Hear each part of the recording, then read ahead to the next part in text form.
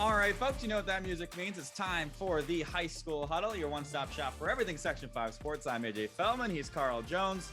We've had a big week of action, a lot of interesting results, a lot of big games, a lot of teams making some names for themselves. We got a lot to talk about this week, so let's get right into it. Carl, how are we doing today?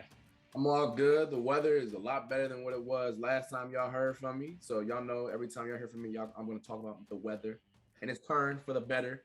Eric Snyder did give me a heads up. It's not going to be like this for like for the rest of the duration. So I'm kind of like worried about that, but it is what it is.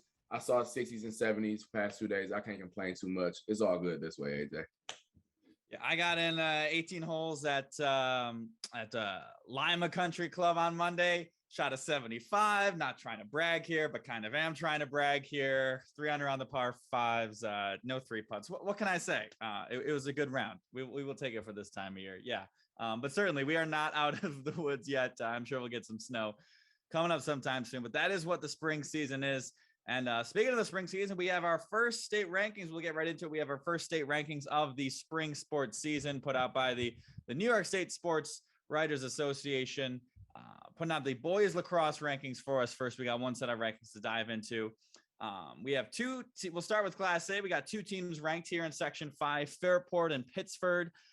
None of us have actually seen any of these two teams played so far early on in this season, but they both have some impressive results so far. Fairport currently undefeated at the recording of this podcast. They did beat Pittsford. They played them in their first game of the season. It was a tight game. It was 8-7. Then they really took care of Bishop Kearney and took care of a feisty Rush Henrietta team, 16-5, pretty convincingly. Pittsford, their only loss is to Fairport. They beat Rush Henrietta. An out-of-town result against Fayetteville Manulis, 13-8. And then they beat Hilton, who might be better than their record says. They only beat them 6-5. It's tonight, as we record this on Thursday. It's going to be Fairport versus Hilton. So that should be a good test for the Red Raiders and for the Cadets as they try and, get some wins together. In Class B, always the cream of the crop here in Section 5, at least recently in the past year, past couple years here, we have Webster Thomas ranked 4th. Currently on this list, they says it's undefeated. We'll get to that in a little bit later. They got knocked off by Canandaigua. And then Victor at the 10 spots with a 2-0 record when these were recorded. They got to 3-0 by beating McQuaid. Carl, you were at that game. What did you see from the Blue Devils in that one? So last time you guys heard from me, I wanted to know what really good lacrosse looked like, right? That's what that looks like. Okay, Victor, they're really, really well-oiled machine. They were going up and down the field. They were athletic, explosive. It was 6-1 at the half, and I'm sitting here. I'm like, my lights aren't that great, but I'm gonna stick around and hopefully they give me something. Well, they outscored McQuaid 7-0 in that third quarter. I mean, they put their foot on the gas. They're a really, really great team. They play Pittsburgh tonight, so that's gonna be at the time of this recording. So that's gonna be a really good matchup. But they definitely deserve that ranking. They're a well-oiled machine. I give a shout out to Thomas Ravino, Sam Gotham, and Pax Marshall. Those three guys put on the show when I saw them. But really darn good team. And then in Class C, we have one team undefeated or ranked so far. Palmac, they actually suffered their first loss of the season, a 15-3 result to Irondequoit. A nice win by the Eagles there. But Carl, you had them as your team of the week last week. You've seen them twice already. You've liked what you've seen from the Red Raiders so far. Yeah, for them to be a Class C foe, and actually that score surprised me. I need to know what happened because 15-3, that's a lot to a little. But nonetheless, they're really good for their classification. I got two impressive wins with Churchill Chalai and Livonia Avon. Clearly, they got some guys that that can put the ball in the back of the net, and I'm happy to see them rank where they are to start. And then in Class D, it's Penn Yan alone at the top. They've actually only played one game so far this season. They actually suffered a loss there in their first out-of-town game. But Penn Yan is Penn Yan. They're going to be in it at the end of the season for sure. Class D here in Section 5. We're actually going to talk a little bit about them later in the show, so we won't touch on them too much. But Penn Yan ranked 5th in the Class D rankings so far, and the top of this Class D rankings, 3 teams from Section 1. So stacked there. I believe that's the Long Island section. So a good start, for Penn Yan. They're going to try and turn things around in a little bit. We'll have that for you later on in the show. Moving on over to our teams of the week. We've had some big performances coming up lately. We're going to start things off with Carl. Carl, your team of the week this week. Team of the week is a team that I really wanted to see on Monday, but they took care of business so quickly that I wasn't able to get any lights of it. It is the Schroeder girls softball team. Well, I guess it have to be girls. Schroeder softball team. AJ brought it to my attention that this team, this is what they do. They're a really darn good team. They were 21-2 last year, so clearly they're picking up right where they left off last year. But the stat that kind of stands out to me, they've allowed 4 runs all year, and they played 4 games. They've outscored pretty good. Yeah, they've outscored their opponents 30-4, and they've been doing that against some pretty solid teams. Penfield is a solid team. Fairport, who they played last year, and I believe in the sectional championship, is a solid team. Yeah, I give a shout out though to their pitching performances against these teams. I mean, this is legit stuff here. Molly Broccolo, 14 Ks against Fairport, and then earlier in the week she had 12 Ks and a 2-hitter. So I mean, clearly when she's on the in the circle, not the mound. AJ corrected me on that last week. When she's in the circle, she ain't nothing to play with. So shout out to Molly, and then also Chrislyn Comet against Hilton, 2 hits, 10 Ks. I mean, they got a little 1-2 punch there. They might have a couple more in the pen that I'm not really hip to yet. But this team was solid last year, and they're clearly rolling this year as well. That's my team of the week. Man, they don't play in Rochester till the 25th because of spring break, which kind of upsets me. But it is what it is. They'll go down to Florida and see if they can handle business down there. Yeah, Webster Schroeder, I saw him I think once or twice last year. They're really good. Like they've got, like you said, they've got the arms. They've also got the bats as well. They can just pound it out of the park. I do want to correct myself from the earlier segment. Section 1 is the Dutchess, Putnam, Rockland, Westchester area. So it is downstate, but not Long Island. Just want to say that there. But yeah, Webster Schroeder, I imagine when they put out these first state rankings for softball, the Schroeder Warriors, especially now that they're in Class A, they're going to be right at the top of those rankings as well. A great start for the Schroeder Warriors off of a great season last year as well. Speaking of teams that have had great weeks, of course, my team of the week, the Canandaigua Braves, for doing what, maybe we thought would be typical for these Section 5 teams to do this year. They knocked off the Thomas Titans by a score of 11-8. Carl, that's the thing. Canandaigua, they did have the secret weapon. Carl just did a story on Thomas, as we all know. That's a good jinx there. So Carl, you can get the assist for that one there. I mean, the Braves, y'all need to hand me over a little check or something like that, because clearly I got bad juju or bad voodoo, whatever you want to call it, when it comes to covering these teams. But nonetheless, y'all solid for sure. Yeah, definitely. They beat Thomas 11-8. They were up 8-5 in the third quarter of that game. Then they gave up 2 goals, got down, or they were still up 8-7. Then they ended up scoring the last 3 goals of that game for the win. That was a rematch of the sectional championship game last year between Canandaigua and Thomas. And Canandaigua had an interesting start to the season, I would say. They played a Schroeder team, which, isn't, a traditional powerhouse. They only beat him 7-3. Then they played a pretty good out-of-town team from Baldwinsville. They got shut out 6-0, which, for a team like Canandaigua to get shut out, that raised a lot of red flags, at least in my book. What's going on with Canandaigua? Do they not have the guys this year? But, they did bring back a lot from this team last year, and, clearly they have the horses to do it. In that Thomas game, Elliot Morgan with 4 goals, 1 assist, Jackson Grant with 3 goals and 1 assist. Luke, I want to make sure I get this right because my handwriting is a little bit indistinguishable right now. So I'm going to make sure that I get this. They had a great performance in the faceoff circle. 16 for 23 from Mr. Luke McRoby, a junior.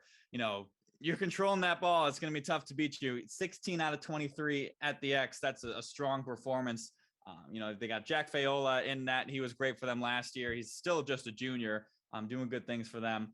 And then a new guy onto the scene, Drew Willemie, 5 goals and 5 assists on the season. He is just a freshman. He is the one of 2 freshmen on that roster. So a name that you're going to have to keep an eye on, certainly this year and for the next couple of years for the Braves. They've got an interesting schedule coming up ahead, which we'll touch on a little bit later. But Canandaigua, my team of the week.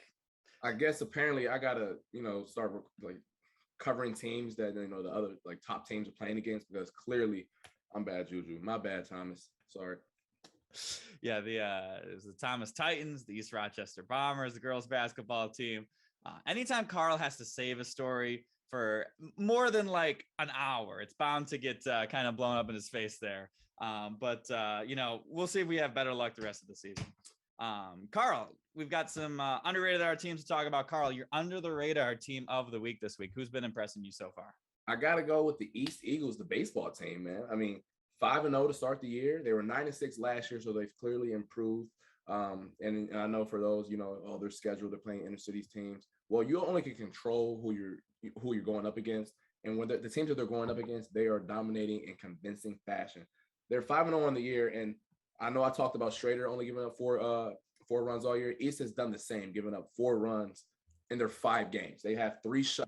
I mean, that I don't care what team you're playing against, that's convincing nonetheless.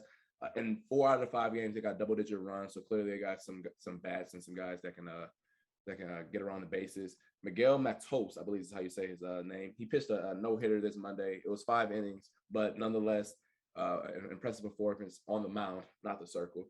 12 Ks for him as well. Clearly, he's a stud at that position. They got some other guys. They got some other bats. I mean, when I look at the stats, it is a litany of guys that are, driving their runs and are deadly in that area.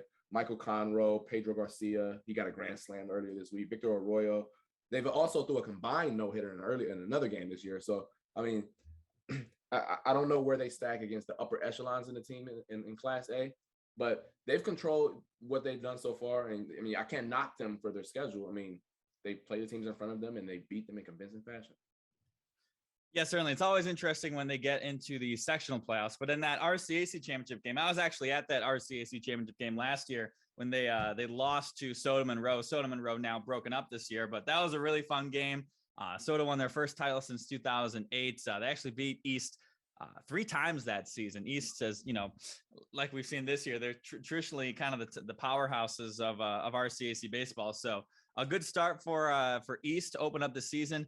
I don't believe they've played Soda so far this season. I don't know if you can correct me on that or not. I'm just quickly looking over the schedule, unless if this one is incorrect. No, it doesn't look like they've got it. That'll be on the 18th. I believe that is Monday, if my math is correct. So that'll be an interesting game to see. They're actually playing back-to-back on the 18th and the 19th. So definitely a good series to figure out where those two teams stand so far this season. Those are going to be some interesting games to watch. We've got, I still have my under the radar team. We're jumping ahead of the show here. I had such a great transition that I wanted to get into it. Alas, we're going to my under the radar team, Penfield softball. Last week when I was talking about the Fairport and Victor game, I kind of started to pencil Fairport and Victor into that sectional championship game in Class AA with Schroeder not in there. Penfield's going to make things interesting for sure. Just 2 days ago on Tuesday, they defeated Fairport 2-1. Comeback performance. Nadia Zach with a 2-run double in the 6th inning to pull in front and eventually get the win. Claire McGee in the circle with the dub. And then yesterday against Hilton, a team that I saw suffer a tough loss to Rush Henrietta. Penfield was actually down 5. They gave up 5 runs in the first inning. They clawed their way back to a 10-6 victory over the Cadets. Tayana Cruz with a homer. She went 2 for 3 on the day. Taylor Albert with 3 for 3 and 2 doubles. A nice, strong comeback performance by Penfield. Their one loss of the season is to Schroeder, which, as we mentioned before in the show, is nothing to get too down about. But the Penfield Patriots, they had a tough season last year. I believe they had a losing record as I pull up that stat right here real quickly. But the Patriots have certainly turned things around. With Schroeder out of the picture in Class AA, there is, like we said, there is a little bit of a hole in that top of Class AA. They certainly can potentially fill that. Yeah, they went 8-10 last year, so a good turnaround for the Patriots so far. They're off to a good start to their season. They will also be taking their talents to much warmer places than here. They're going to Myrtle Beach. So all these, that's the thing. I think Carl might have saw the same thing. Every one of these dang softball teams is going away. I'm very jealous of the softball teams heading down south for spring break. Oh man, I don't want to get started on good weather and going down south. But also, what's impressive about this team is they're fairly young. They only have 3 seniors on the squad. So I mean, clearly this team is going to just get better with more time out there and more reps. So I think Penfield need to be. I know they're under the radar now, folks, but watch out. They're gonna wreck some noise for some years to come in Section 5. Yeah, Nadia Zach, the hero in the last game. She is just a sophomore. Tiana Cruz, a junior who hit that home run. Taylor Albert, a senior, and then Claire McGee, who got that win against Fairport, just a freshman. So, like you said, a really young team. They actually have 4 freshmen on their roster. So the Patriots potentially starting something good there over in Penfield. All right, we got a little bit ahead of ourselves before. It is time now to get to our game of the week finally. And like we mentioned before, we got a lot of teams going down to spring break, going down to Florida, going down to Myrtle Beach, going down to, Timbuktu, but nevertheless, they're not in Section 5. So we have less of a slate of Section 5 games being played against each other, but we have some great games being played in the next coming week. Carl, your game of the week. This game will be a good game no matter how many games were on the schedule up here in the 5A5. But for me, we're going to go over to the girls' LAC side with Palmac taking on Thomas next Wednesday. That's going to be the 20th for those at home. Palmac is currently undefeated at 3-0 on the year, and they've just kind of dominated everyone that's in front of them so far. Beat Wayne by 16-2, Livonia Avon 13-3, Churchville Child Life 14-6. So once again, whoever's in front of them, they taking them down. No shame at all. And they have a 2-headed monster right now on their offensive attack. Regan Deal, I believe is how you say her name, and then Kylie Wagey, I believe that's how Wagey, yeah. Wagey. Yep, that's 10 goals apiece for both of them. So nice little 2-headed monster. And then on the Thomas side, AJ described them as feisty. And when you look at their resume, I mean, yeah, you kind of have to say that. I mean, they do have a tough loss to IQ 12-10, and then they lost Canandaigua 19-9. But as we all know, Canandaigua is a very formidable opponent on the girls' LAC side. But they took down HFL, who I covered earlier this year. They're a nice squad, and Fairport as well. Don't let Thomas's record fool you. They can clearly go out there and dominate. And then they have one girl who's just clearly has this team on her back right now. Addison Schaefer, 17 goals on the year so far. I mean, she's doing her thing. So we'll see if she can continue to do so against a team like Palmac. But can't wait to see how that one shakes out next week. That's my game of the week. Yeah, always important for these, these small schools like Palmac and Class D to get these tough tests. They've got Thomas next week. A couple days later, they got Irondequoit. Building up that resume, for playoff time. Palmac always a good foe. They won the Class D championship in 2019, 2018, 2017. A lot of that Andra Savage, the Savage sisters doing it there for Palmac, but. A great game to watch for sure. My game of the week, we teased it a little bit before. Always a great game when these two teams play. It's Canandaigua versus Penn Yan. Penn Yan, as we talked about before, they own Class D in Section 5.